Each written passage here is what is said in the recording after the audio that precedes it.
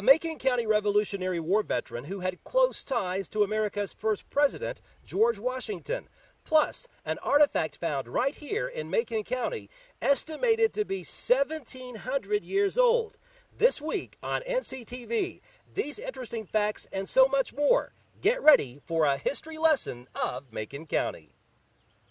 We've had 4 different courthouses. It's History Day for Leadership Macon group members. Leadership Macon falls under the state's 3-star program.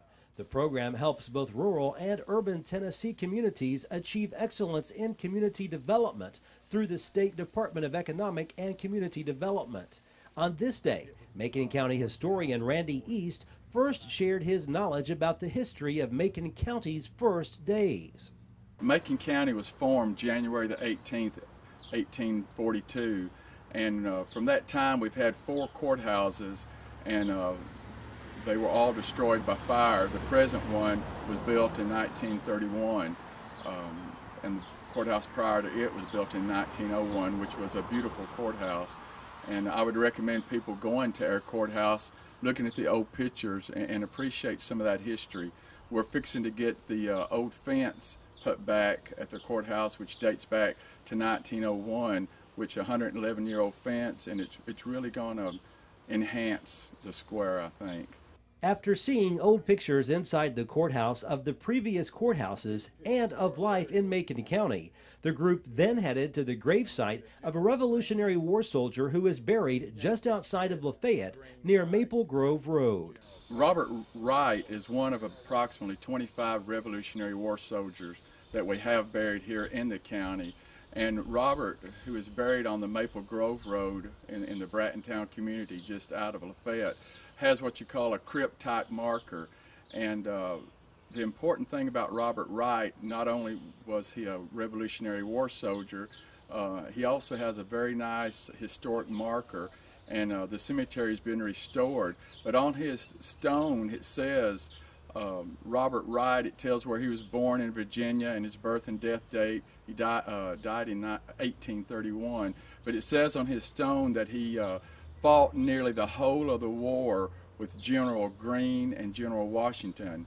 And that General Washington is none other than the first president of the United States, George Washington. Later in the day, the group got to see what is considered to be the oldest artifact found in Macon County. We're told Native Americans made this blind wolf ceremonial pipe around 1,700 years ago. It's a beautifully carved wolf with no eyes. I don't know if it was a work in progress and it just wasn't finished, or if the blind wolf represents something connected with the Indians. But it's in the end, it's got a hoe, and in the other end it has a hoe, and they meet in the middle. You can barely see a shimmer of light through it. You can turn it over and see its feet under the bottom, and it has different number of toes on the foot. I don't know if that represents something or not. Next up, Leadership Macon group members found out this old house is the oldest brick home in Macon County, and it has quite a story. This is the Morrison house. It was started in 1827 and was finished in 1829. The brick on this house were made from homemade brick here on the place. And the Morrison family still owns this house today. And this house has been in, I think, 2 states. It's been in Kentucky and Tennessee, and been in, I think, 4 counties. It's been in Macon County, Smith County, or maybe Sumner County, and Allen County. And how did they keep moving this house and it still be intact? Is because the house didn't move, but the boundary lines did. East also told the group Macon County has a rich history in Indian heritage.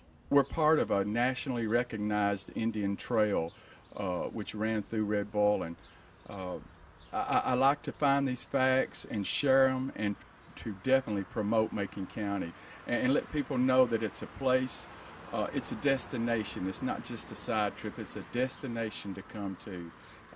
Come, recognize, enjoy, be part of it. Concerning the Civil War, East says Macon Countyans had a hard time deciding which side to support. Macon County was a split county. We had approximately 500 men on the Confederate side and 500 men on the Union side. So that being split, you had some households where brother actually fought against brother. I can show you several incidences of that. Macon County had 2 enlistment centers, one at Red Boiling and one at Epperson Springs, both due to the fact of having the hotels there and having accommodations for the troops. We have 6 marked Civil War trail signs that have just been put up in the last 2 years, and they're throughout the county, and each one of them tells a little piece of history. In Red Boiling, we have one that marks the enlistment center and also a Confederate hospital. We had 3 Civil War skirmishes. We had a Macon County and that was executed in Hartsville. So Macon County had its part in the Civil War. The final stop of the day took the group to historic Red Boiling Springs, the city noted for healing mineral waters and hotels. Red Boiling Springs is based on its mineral water.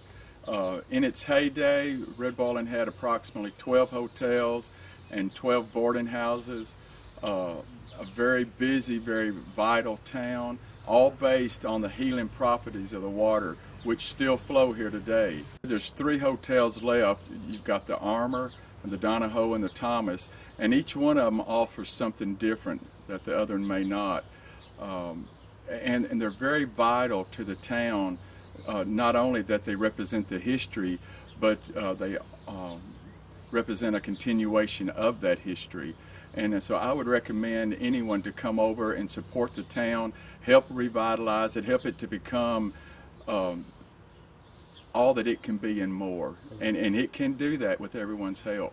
When History Day had wrapped up, I asked Leadership Macon group members what stuck out most in their minds from the fact-filled day. I guess I didn't really realize how many connections we had to historical events. When I thought about Macon County, I guess I just thought it was just an old town, but learning about some of the Civil War connections, some of the Revolutionary War connections, the General Washington connection was really interesting, seeing that marker of somebody that fought right there beside him. That was really neat to me. One thing I really liked was the old pictures that he had of the city of Lafayette. That was very interesting. Of course, the pipe was also interesting. And really, you know, it just really kind of opened up my eyes as to how rich in history Macon County and Lafayette and Red Boiling Springs is. One thing, and the oldest brick home in Macon County, we saw it. I drove by that house I don't know how many times and didn't even realize that. Also, I didn't even realize that we had Epperson Springs. That place is beautiful. I've enjoyed touring the hotel. I've never been here. It's very nice. I've learned a lot from this program. The blind wolf pipe that we looked at today was, it's got to be one of the oldest Indian artifacts still around, over 1,700 years old.